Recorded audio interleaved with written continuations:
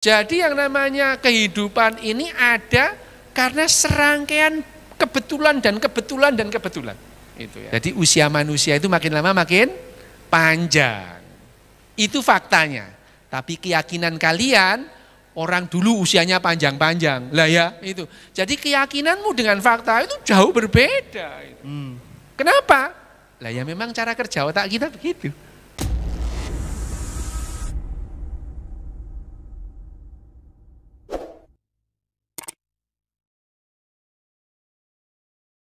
Baik, selamat pagi teman-teman semuanya.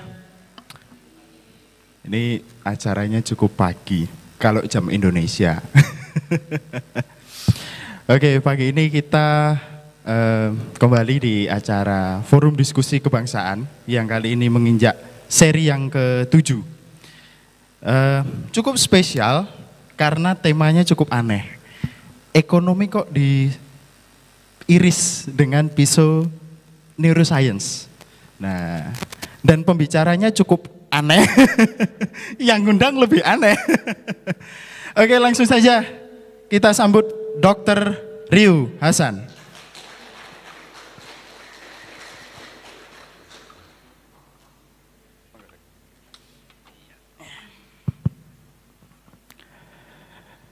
Pagi, Dok. Selamat pagi. Kayak pertunjukan di Trans TV. Saya itu awal mengenal Dr. Ryu itu dari Twitter. Dari? Twitter. Oh, Twitter. Iya. Ya. Jadi kalau melihat ludrukannya dokter itu ya di Twitter. Oh iya. Saya itu tidak pernah tampil beda di medsos. Itu apa adanya ya gitu memang.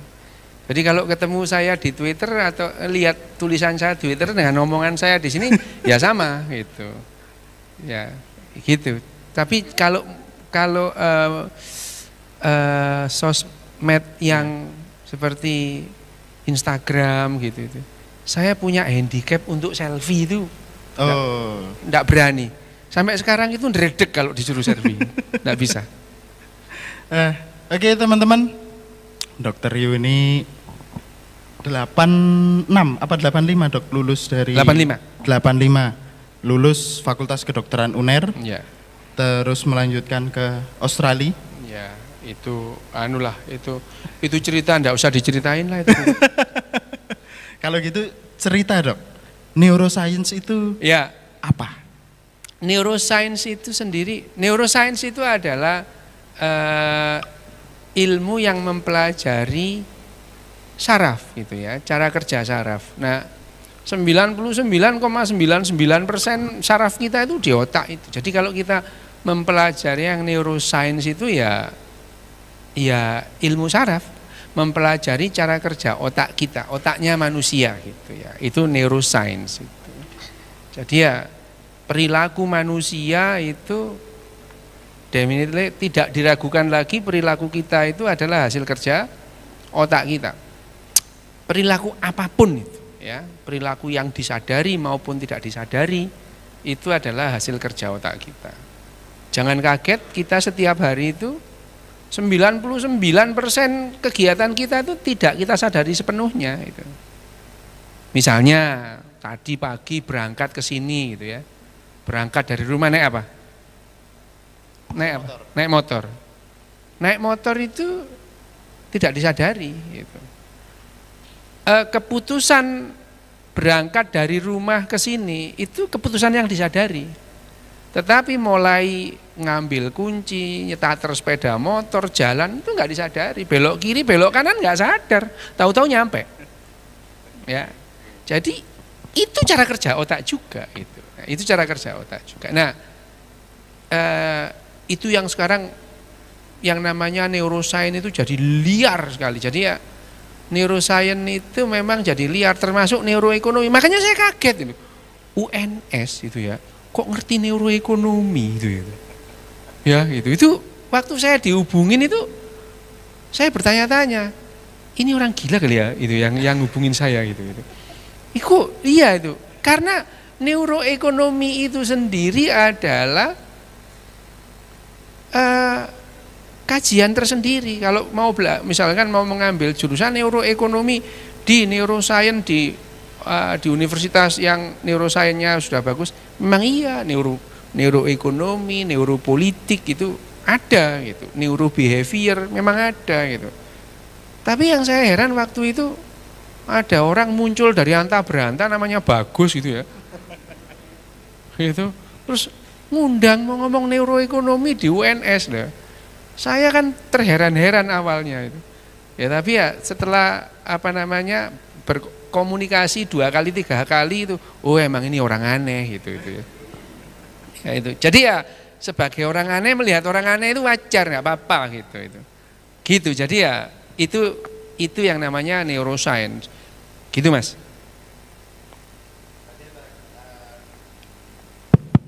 Ada kata kunci perilaku. Kalau di ekonomi itu sebenarnya ilmu ekonomi adalah ilmu perilaku. Bagaimana perilaku orang tentang mencukupi kebutuhan dengan sharing sumber daya. Nah, ini bisa diceritakan gimana struktur neuro, tipe-tipe syaraf otak itu ketika orang memutuskan apakah dia akan kerjasama atau untuk keuntungannya. Ya, ini kembali ya kita ini kan persoalannya itu gini, yang jadi handicap atau jadi variabel utama kita sulit atau kesulitan memahami perilaku kita sendiri gitu ya. Manusia itu kesulitan kok memahami perilakunya sendiri terus ngarang-ngarang dewe gitu ya itu. Ya, ngarang-ngarang sendiri itu ya. Manusia itu kan kesulitan.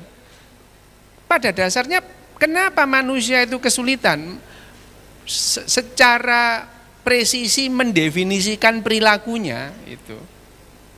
Karena sejak awal kita berpikir itu, kita itu merasa berbeda dengan kehidupan yang lain. Ya, manusia itu loh merasa berbeda dengan kehidupan yang lain. Ya.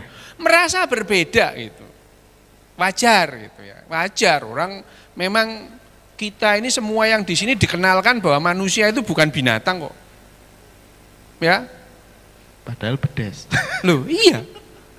Kita itu sejak kecil, sejak lahir itu dikenalkan bahwa kita itu berbeda dengan kehidupan yang lain. Gitu. Ya itu, manusia itu bukan binatang gitu ya. Terus kalau ada manusia jahat, ngalah-ngalahi binatang. Padahal binatang enggak ada yang berperilaku kayak manusia gitu. Enggak ada, misalkan terjadi pencabulan oleh pada santriwati itu. Ngalah-ngalahi binatang. Binatang mana yang berperilaku kayak gitu? Enggak ada itu ya. Enggak ada itu. Binatang selain manusia itu hanya melakukan hubungan seksual kalau perempuannya itu masa subur.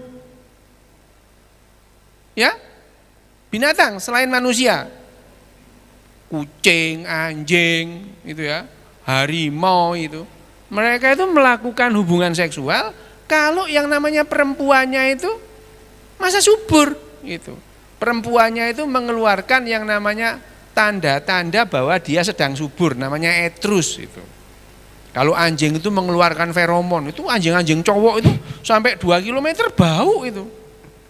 Ya. Kalau misalnya binatang lain kerababun itu. Kerababun itu kalau etrus itu visual, pantatnya merah itu ya. Itu memberitahu cowoknya, aku siap diewek, gitu loh maksudnya ya gitu. Nah, tapi itu binatang-binatang begitu. Jadi binatang melakukan hubungan seksual itu tujuannya untuk reproduksi. Hanya manusia yang untuk rekreasi. Loh, manusia ini 1000 kali hubungan seks, cuman 1 yang ditujukan untuk punya anak itu. Yang lain pakai alat kontrasepsi itu. Tapi begitu ada pengurus pondok pesantren nyabuli santriwati, dibilang itu kelakuan binatang yang mana itu. Itu adalah salah satu sebab kenapa kita itu kesulitan memahami perilaku kita sendiri gitu. Sehingga sekarang ini kita memahami perilaku kita sendiri warisan dari filsuf itu loh, ya. Filsafat. Plato menelurkan teori-teorinya ya, filsafatnya tentang perilaku. Plato punya murid yang namanya Aristoteles. Itu sangat berbeda, sehingga itu menjadi dua aliran filsafat yang berbeda, Aristotelian dan Platonik. Belum lagi ada Kantian, macam-macam. Ini ya filsafat tentang perilaku satu dan yang lain itu sangat berbeda, sangat bertentangan. Pertanyaannya, ada 1000 atau 100 sajalah teori yang berbeda tentang perilaku. Mungkin enggak semuanya benar? Enggak mungkin, yang mungkin semuanya salah itu. Ya, filsafat. Nah, sekarang ya paham sih kalau Plato itu tidak paham biologi, memang udah ada waktu itu, belum tahu. Aristoteles gitu ya, memandang kehidupan itu dengan filsafat itu. Ya wajar itu. Aristoteles itu adalah diklaim adalah orang yang tercerdas yang pernah lahir di dunia gitu. Di muka bumi. Iya, itu. Emang iya sih gitu. Emang bener gitu. Emang bener dia itu. Itu sembarang bisa orang itu. Fisika di zamannya dia pinter. Ya, biologi paham gitu ya. Di zamannya gitu ya. Bahasa paham gitu. Paham. Bahkan kalau kita tahu yang 10 jenis kata benda, kata sifat, itu Aristoteles loh yang buat itu. Saking pinternya orang ini gitu. Tapi ya pinternya zaman itu ya nggak pinter-pinter amat kalau ukuran sekarang gitu ya. Ya nggak pinter-pinter amat itu. Ya bayangin aja Aristoteles itu ya. Saking dia itu benci sama perempuan. Aristoteles itu mengatakan ya, perempuan itu laki-laki yang setengah jadi itu. Loh itu Aristoteles loh itu. Dengan filsafatnya yang bulat itu dia ngomong itu ya. Bahwa dengan filsafat itu dia ngomong bulat bahwa yang namanya giginya perempuan itu lebih sedikit daripada giginya laki-laki. Coba bayangin aja. Loh kok nggak dibuka, disuruh mangap, dihitung dulu kan sama gitu ya. Dia hanya untuk meneguhkan bahwa pendapatnya dia bahwa perempuan itu lebih rendah derajatnya dari laki-laki, bulat pakai filsafat sampai giginya perempuan itu lebih sedikit dari giginya laki-laki. Loh, padahal kalau mau dikonfirmasi kan gampang, itu omongannya salah apa benar, dibuka jiro lupat mau 6 itu 32 gitu ya. Harusnya ya, tapi ya filsafat. Tapi filsafat itu selama ratusan tahun, ribuan tahun membantu kita berpikir logis. Membantu kita berpikir logis. Berpikir logis itu ya. Membantu kita untuk berpikir logis meskipun salah gitu ya. Enggak apa-apa itu. Salah itu enggak apa-apa. Yang penting logis gitu ya. Iya, Plato itu. Banyak yang salah itu. Meskipun logis itu ya. Aristoteles ya banyak yang salah itu. Loh, Aristoteles itu menulis buku yang namanya Sejarah Binatang. Nulis loh dia. Aristoteles itu. Tapi dia nggak paham kalau ada binatang yang sudah punah itu nggak paham itu. Sampai Amerika merdeka itu 1779 itu belum ada konsep bahwa ada binatang yang sudah punah, itu nggak ada itu. Belum tahu itu. Baru belakangan kita itu tahu punah itu. Makanya dulu itu ya Amerika itu kagum sama yang namanya binatang yang kelihatannya gagah, elang gitu ya. Sekarang udah punah gitu. Elang gitu. Kalau sekarang mungkin negara-negara sekarang kalau ngambil contoh binatang itu yang nggak punah, emprit gitu ya, itu nggak punah itu. Wah, dulu itu kan ada temanku itu yang bilang gini, dia kemana-mana sendiri. Kamu kok sendirian kemana-mana? Iya, eagle flies alone. Eagle, ya gara-gara fly alone itu dia punah itu. Coba dia bergerombol kayak emprit gitu, nggak punah dia gitu. Nah, perilaku-perilaku yang seperti ini itu akhirnya dikaji secara biologi gitu ya. Nah, kajian-kajian biologi tentang perilaku manusia itu sekarang ini namanya behavior neuroscience gitu ya. Atau kalau psikologi masih belum mau dihilangkan, namanya jadi biopsikologi. Ya. Jadi bukan lagi pendekatan psikologi itu secara filsafat, tetapi secara biologi, secara sains gitu ya. Jadi psikologi itu dilihat secara sains bukan secara filsafat, karena hampir 100 tahun psikologi, ya sampai sekarang masih ada sih, yang berpegang pada filsafat. Filsafatnya siapa? Freud. Psikoanalisa itu adalah hasilnya filsafatnya Freud. Itu dipegang loh sama ahli-ahli psikologi dan psikiater selama hampir 90 tahun itu. Nah, sekarang tidak lagi gitu ya. Tapi ya tetap aja masih ada enggak yang bilang luka batin, tahu enggak? Lah itu bukan itu produknya Freud itu. Trauma, enggak ono ikut goroi gitu. Itu dibujui semua itu. Enggak ada itu. Kalau secara sains ya enggak ada itu gitu. Nah, gitu ya. Ini ngomong neuroscience aja masih panjang kali lebar sama dengan luas gini ya. Belum kita masuk ekonomi atau neuroekonomi. Iya. Psikologi, ada kata kunci psikologi. Di satu sisi ekonomi sebenarnya ini luas banget dok. Kalau kita berbicara ekonomi juga luas banget. Satu sisi ekonomi itu sales tentang penjualan itu kan sekarang itu dia itu berkutat memainkan psikologis dari konsumen. Kayak kita disajikan bandrol itu kan harganya 99.099. Nah, itu untuk menghilangkan dari pandangan mata 100.000 yang kalau dipampang 100 gitu kan terlihat besar. Nah, gimana bridging untuk menganalisa itu, Dok? Setelah dikaji secara itu kan sejak lama lah itu ya, sejak ada swalayan itu ya, itu di supermarket tahun 70-an di Indonesia itu bandrol begitu itu layak kita temui gitu ya. Supermarket pertama di Indonesia itu layak kita temui. Tapi setelah diteliti itu tidak berpengaruh. Loh, banyak yang kita yakin berpengaruh itu ternyata tidak berpengaruh gitu. Jadi ya harga 490 itu enggak berpengaruh gitu. Itu tidak berpengaruh. Ternyata setelah diteliti itu tidak berpengaruh gitu ya. Nah, lama banget kita itu berpegang pada nilai-nilai filsafat dalam menata biologi ekonomi. Ini, ya. Tapi ternyata enggak itu. Pernah enggak ada ungkapan bahwa manusia itu berkembang secara deret ukur sementara sumber daya menurut deret hitung? Ya. Siapa itu?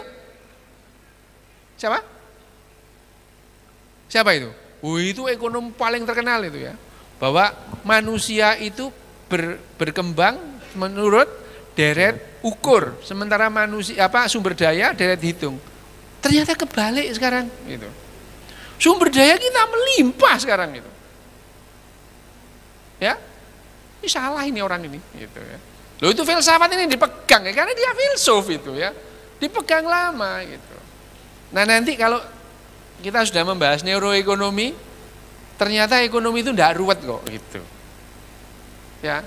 Kita aja yang ngeruwetin. Ekonomi itu enggak ruwet. Enggak ruwet. Kalau kita ngomong secara neuroekonomi, ternyata ekonomi itu enggak ruwet itu.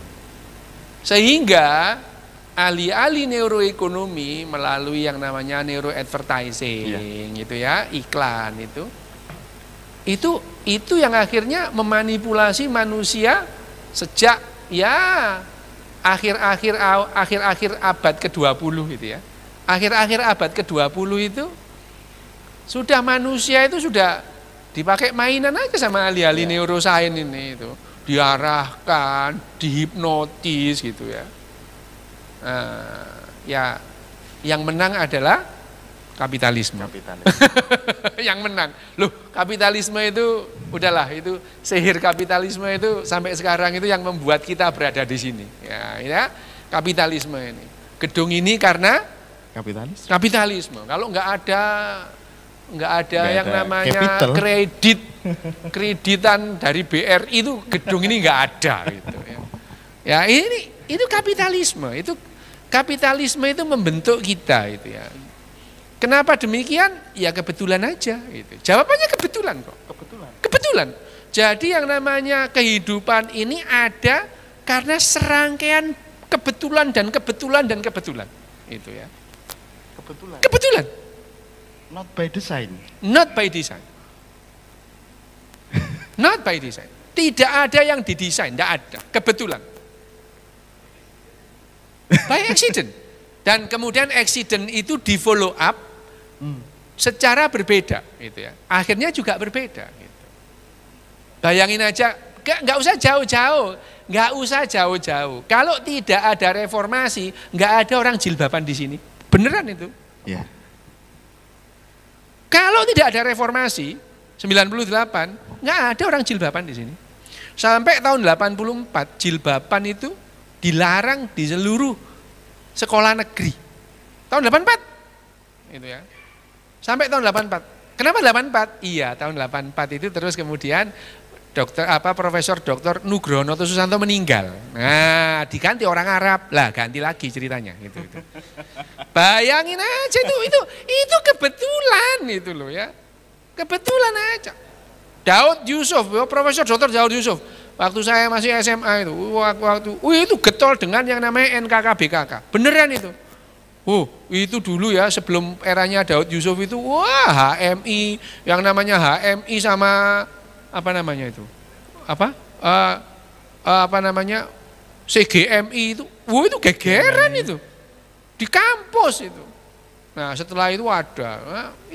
Itu not by design. Sama.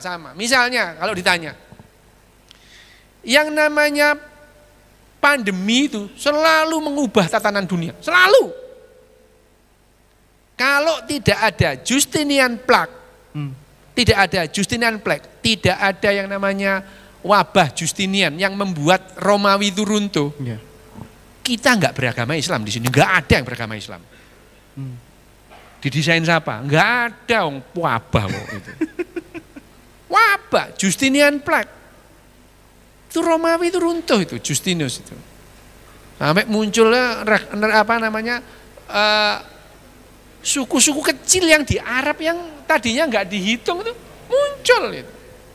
Muncullah agama Islam. Bayangin aja kalau enggak, kan nggak ada itu. Nggak ada assalamualaikum di sini kalau nggak ada Justinian Plague. Nggak ada. Kalau tidak ada Black Death yang kedua itu, yang abad ke-16 melanda Eropa, separuh penduduk Eropa mati itu. Ya, enggak ada yang namanya Isaac Newton menemukan teori gravitasi. Orang dia itu pada saat pandemi dia ketakutan karena dia tahu 3 abad sebelumnya itu pandemi itu membunuh 2/3 penduduk Eropa. Dia menyendiri, dia merenung sendiri itu. Balik lagi ke universitasnya, dekannya mati, rektornya mati gitu. Dia langsung jadi pimpinan gitu. Langsung Isaac Newton itu jadi orang hebat. Siapa yang mendesain? Enggak ada itu. Jadi yang namanya pandemi itu selalu mengubah tatanan itu. Nah, sekarang pandemi yang sekarang itu untungnya pandemi yang kali ini itu adalah prestasi umat manusia. Prestasi. Pandemi yang terakhir 100 tahun yang lalu 1918 sampai 1925. Lu gini-gini tuh lu ngapain ya? Otak itu ngapalin begituan enggak penting ya. Otak saya itu memang agak-agak bukan agak sih, memang koplak. Hal-hal yang enggak penting itu saya hafalin tahun gitu tuh hafal gitu. Padahal yang enggak penting ya, misalkan neton buku. Iya. Iya, keluarnya buku tahun berapa itu hafal tuh enggak penting itu. Nah, pandemi 100 tahun yang lalu itu membunuh 1/3 penduduk dunia. Pandemi 1 abad yang lalu, flu Spanyol itu. Ya. 20 maksimal 30% penduduk dunia itu mati karena wabah flu Spanyol. Yang sekarang tidak sampai 0,01%. Tidak sampai 0,01%. Pandemi yang sekarang. Ya, itu. Ya, tapi ya itu bedanya karena 1 abad yang lalu itu kita belum punya antibiotik. Iya. Kita belum punya ventilator, transfusi kita juga belum paham gitu ya. Jadi usia manusia itu makin lama makin panjang. Itu faktanya. Tapi keyakinan kalian, orang dulu usianya panjang-panjang. Lah ya, itu. Jadi keyakinanmu dengan fakta itu jauh berbeda. Kenapa? Lah ya memang cara kerja otak kita begitu. Gitu. Kalau sekarang ya, keyakinanmu kutabrakkan dengan fakta, jebret itu bukan keyakinanmu yang kamu berubah. Faktanya yang kamu abaikan. Gitu cara kerja otak kita itu. Mengabaikan fakta. Iya, jadi keyakinanmu kutabrakin dengan fakta, ya enggak lantas keyakinanmu itu kamu modifikasi, enggak. Faktanya yang diabaikan. Cara kerja otak kita gitu. Dan itu membuat kita senang. Gitu. Orang Kristen sama orang Islam berdebat 3 hari 3 malam, pulang satu tetap Kristen, satu tetap Islam kok. Wah ya itu.